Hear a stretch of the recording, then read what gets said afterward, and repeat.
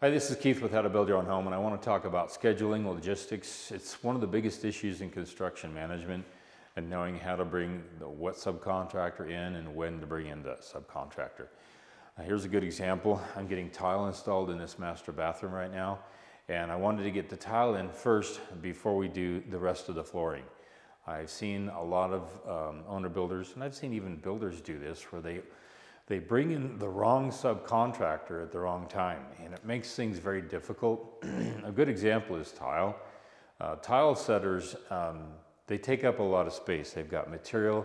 I've got in the next room, the tile cutter's cutting right now. He's taking up that whole room, and when he cuts, he creates silica in the air. I know it's a wet tile saw, but even though it's a wet tile saw, they do create some silica in the air.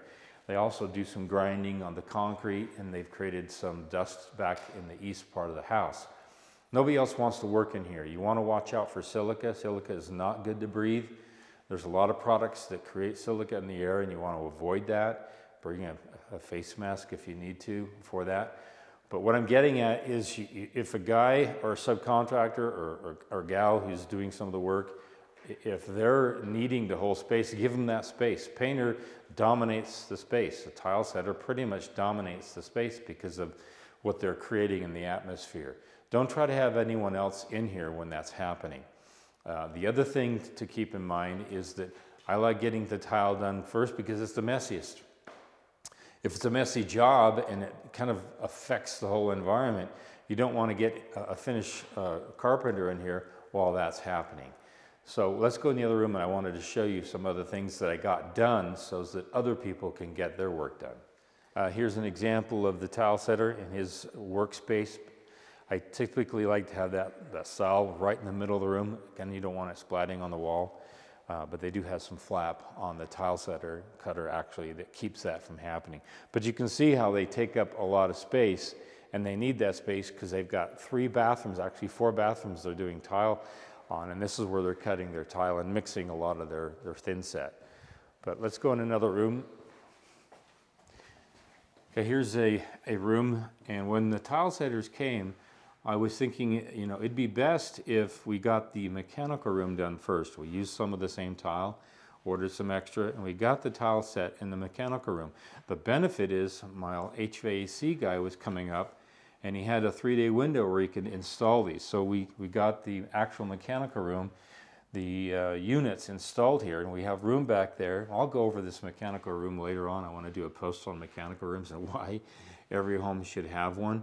At least try to factor in a mechanical room.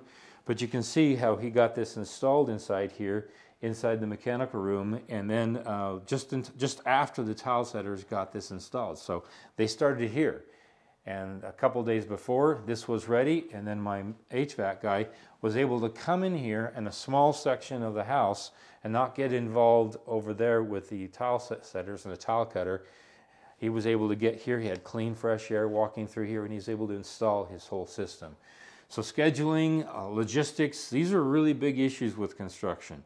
And if you can think ahead, plan ahead, and understanding the flow of how things can work best for everyone, that's a real big plus. I just wanted to give you some ideas about the inside.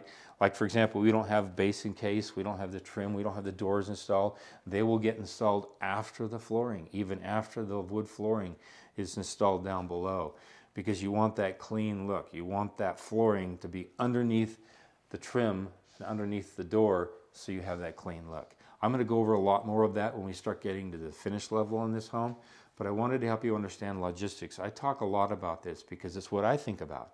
When I'm running a project, I think, okay, how can I schedule this? And I'm constantly emailing and texting subcontractors. For example, I want to show you something.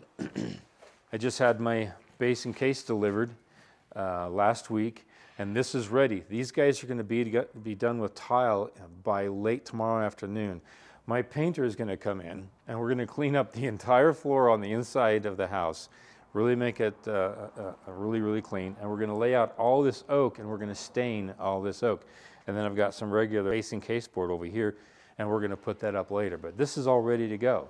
So now I'm scheduled. I'm lined out for the week. I'm excited because things are working out just fine. But thinking ahead, making sure you don't crowd guys. But if you have to have one guy here, is it going to work? Can you fit that in? But don't overstep your bounds by making it uncomfortable for one subcontractor to work with another subcontractor. Everyone needs their space. It's their office. You wouldn't go into somebody's office and say, hey, you've got a 10 by 10 cubicle, but we're going to put all this material in your office. We don't do that. So think very cautiously and honestly about how to treat people and make sure people have the time they need without being impinged upon for their work. This is Keith Couch talking logistics and scheduling. I could talk forever on this because it's what you're going to think about. As an owner builder, even as a general contractor, you're thinking about timing. How can I time things to work out for everyone's benefit? And think about everyone's benefit, and you're going to run a project just fine. This is Keith with How to Build Your Own Home.